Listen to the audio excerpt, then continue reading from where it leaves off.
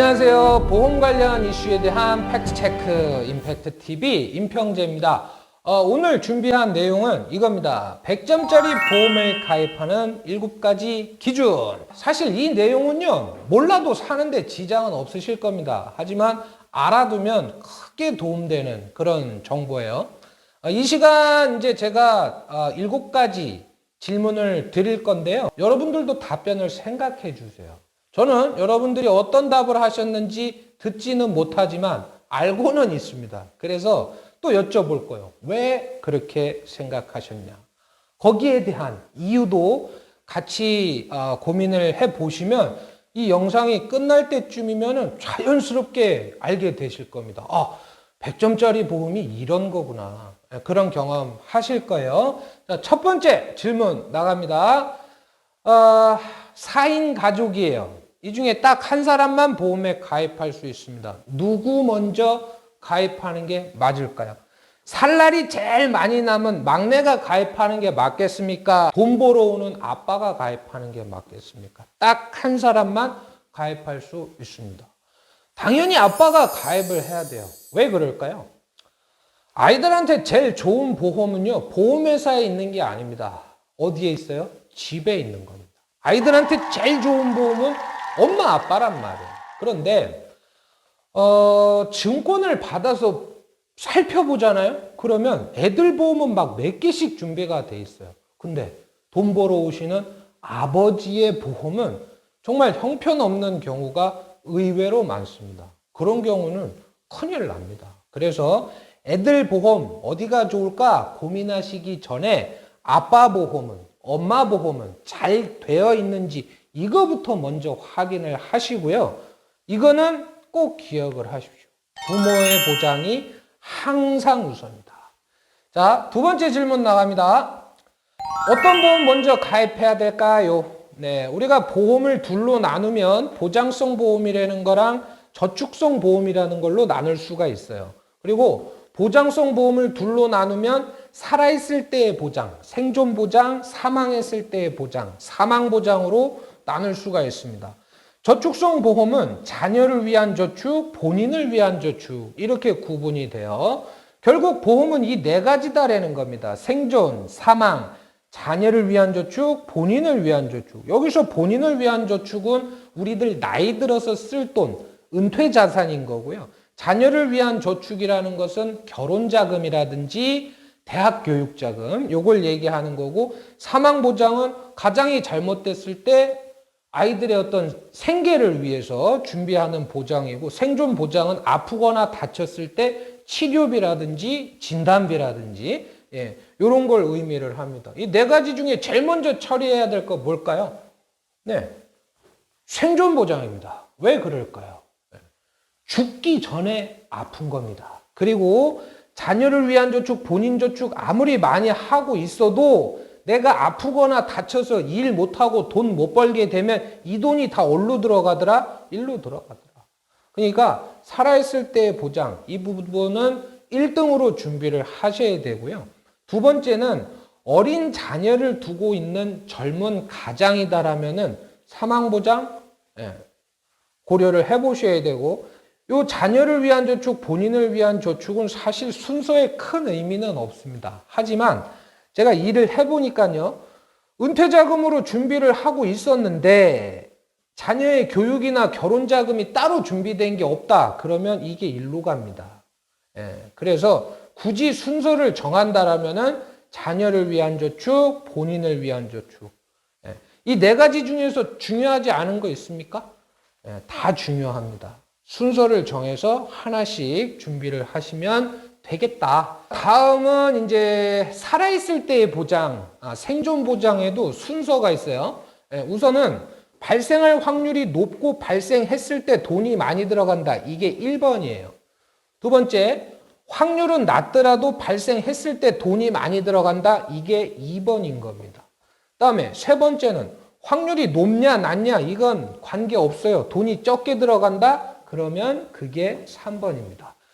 우리나라 사망 원인 1등, 2등, 3등 뭘까요? 이거죠. 암, 뇌혈관 질환, 심장 질환이에요. 돌아가시는 분들 절반 정도가 이 세 가지 질병으로 돌아가고 계세요.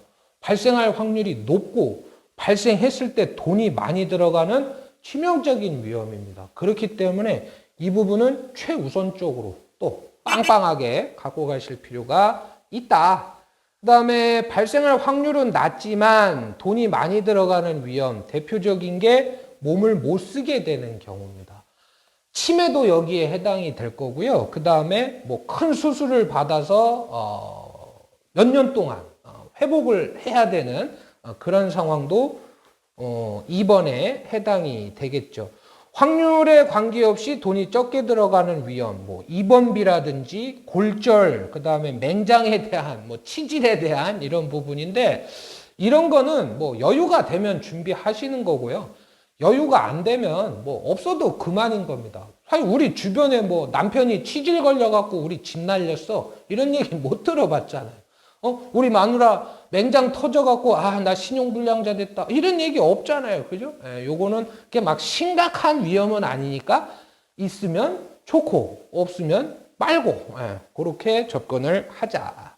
자, 다음은 이제 보장 범위인데, 보장 범위는 넓은 게 있고 좁은 게 있어요. 뭐가 좋을까요? 당연히 넓은 게 좋죠. 왜 그럴까요? 우리가 머리가 아파서 병원에 갔는데 내 머리 혈관이 터져 있는지 막혀 있는지 부풀어 올라 있는지 가기 전에 알아요, 몰라요? 그죠? 그러니까 이 세 가지가 다 되는 이런 보험을 선택을 하셔야 된다라는 겁니다. 이왕이면. 또 우리가 암은 뭐 어떤 암은 소외감이고 어떤 암은 일반암이고 어떤 암은 고해감이래요. 우리가 암 골라서 걸릴 수 있는 거 아니잖아요. 그죠? 그러니까 보장 범위가 넓은 걸로 갖고 가시는 게 당연히 맞겠죠. 다음은 이제 보장 기간인데요. 보장 기간은 길게 갖고 갈 수도 있고 짧게 갖고 갈 수도 있습니다. 뭐가 좋을까요? 저는 당연히 길게 갖고 가야 된다라고 봐요. 왜 그러냐면 수명이 늘어나고 있어요. 우리가 언제까지 살지 모르는 겁니다. 어떤 분들은 이제 화폐 가치 하락을 얘기하면서 80세 만기면 충분하다. 그거 가입하고 남은 돈으로 그냥 소고기 사 먹어라. 이렇게 주장하시는 분도 있기는 합니다만, 만약에 80세 이후에 우리가 생존해 있다. 그럼 어떻게 되겠습니까? 그때부터 병원 갈 일은 많아질 건데 보험이 그때 끝나버리면 이건 누구 좋은 일만 시킨 거예요? 보험회사 좋은 일만 시킨 겁니다. 요거 관련해서 그래도 짧은 게 맞지 않을까 생각이 되시는 분은 이 영상 한번 참고해 주시면 좋겠습니다. 자, 다음은 이제 보험료인데, 보험료는 갱신이 있고 비갱신이 있습니다. 이건 뭐가 좋을까요?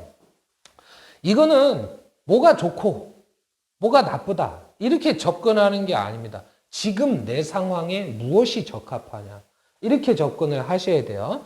갱신은 뭐냐면 보험료가 되게 싸요. 근데 3년마다 보험료가 올라갑니다. 그리고 80세까지 혹은 100세까지 보장을 받고 싶다. 그때까지 보험료를 내야 되는 거예요. 반면에 비갱신은 얘에 비하면 보험료는 많이 높은 편이에요. 하지만 올라가지도 않습니다. 내가 정한 기간 20년 딱 내놓으면 80세든 100세든 설정한 기간 동안 충분한 보장을 받을 수 있는 거다. 자, 갱신형 상품은요, 현재의 위험을 최소한의 비용으로 보장받아야겠다. 이럴 때 가입하시는 거고, 비갱신은 필요할 때 필요한 보장을 받아야 되겠다. 그러면 절대적으로 이걸로 갖고 가셔야 됩니다. 갱신은요, 생각보다 많이 오릅니다. 지금 내가 갱신으로 보험료를 내는 게 한 5만 원 수준이다. 30세인데 5만 원 수준으로 갱신을 내고 있다. 80세에 똑같은 보장을 받으려면 10만 원, 15만 원 내면 되느냐? 이게 아닙니다. 40배 올라갑니다. 40배. 얼마 내야 되는 거예요? 200만 원 내야 되는 거예요. 설마 금융감독원도 있는데 그렇게까지 보험이 올라가겠어? 어떻게 유지하라고? 이렇게 올라가진 않을 겁니다. 이거보다 훨씬 더 많이 올라갈 거예요. 그러니까 기본적인 보장은 어떻게 해야 된다? 반드시 비갱신으로 갖고 가셔야 된다. 거기에 부족한 부분이 있다라면은 갱신을 얹어서 가시는 거고요. 정말로 이제 갱신 보험료가 부담이 된다? 그때는 버릴 생각을 하셔야 되는 거예요. 그렇기 때문에 이왕이면 처음 가입할 때 비갱신으로 충분히 갖고 가시는 게 어쩌면 더 현명한 선택일 수 있다 말씀을 드리고요. 그 다음에 납입면제입니다. 요거는 뭐냐면 보험에 가입하는 보험이라고 보시면 돼요. 납입면제가 있는 상품이 있고 없는 상품이 있는데 같은 값이면 당연히 이걸로 갖고 가셔야 됩니다. 왜냐하면 우리가 암이나 뇌졸중, 심근경색 같은 중대한 질병에 걸리게 되면 어떻게 해야 돼요? 치료에 전념을 해야 됩니다. 정상적인 경제활동이 힘들어질 거단 말이에요. 그런 상태에서 보험료 20만 원, 30만 원 내는 건 당연히 부담이 될 수밖에 없죠. 만약에 내가 보험료를 2달을 못 냈다. 그러면 그 전에 10년을 낸 것 다 무효되는 겁니다. 사고에 대해서 보상을 안 해준다라는 거예요. 사람보다 보험이 먼저 죽어버리는 그런 상황이 올 수도 있거든요. 그래서 납입면제 제도가 있는지 반드시 확인해 보자. 7가지 기준 다시 한번 점검을 해보겠습니다. 어떤 경우라 하더라도 부모의 보장이 항상 우선이어야 된다. 그 다음에 살아있을 때의 보장, 이게 제일 먼저고, 그 다음에 사망, 자녀를 위한 저축, 본인을 위한 저축, 이렇게 순서로 가져가셔라.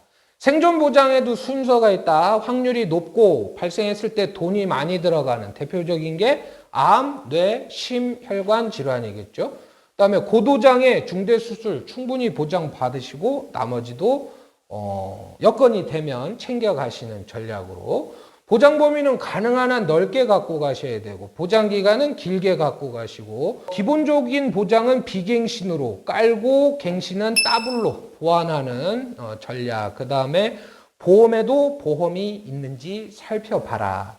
자, 7가지 기준을 가지고 여러분의 증권을 보시면 몇 점짜리인지 점수는 못 매기시더라도 나한테 문제가 있구나. 이거는 느끼시게 될 거예요. 그리고 나중에 보완을 하실 때는 이 기준에 맞춰서 준비를 하시면 지금보다 나은 보장 갖고 가실 수 있을 겁니다. 자, 오늘 이제 요까지 마쳤고, 그 다음 시간에는 우리가 여러 가지 보험들이 있단 말이에요. 그 보험들 중에서 먼저 가지고 가야 되는 그 상품들, 어떤 상품들이 있는지 우선순위에 대해서 말씀드리겠습니다. 이쯤 되면 이제 듣게 되는 말이 있죠. 좋아요 꽝, 구독 꽝, 알람 설정 꽝 해주시고요. 막 퍼날르십시오. 저작권 이런 거 없습니다. 임팩트 TV 임평재였습니다. 감사합니다.